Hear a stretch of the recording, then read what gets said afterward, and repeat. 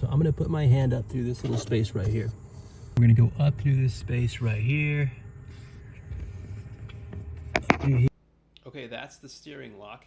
I know it's dark, but the red arrow is pointing towards the connector. Find the connector. I just found it. My finger's on it. And I'm gonna depress the pin and pull it out. It's out. Let's bring it all the way out. And that's all we need. This connector was in the factory lock. We're gonna leave the factory lock in the steering column.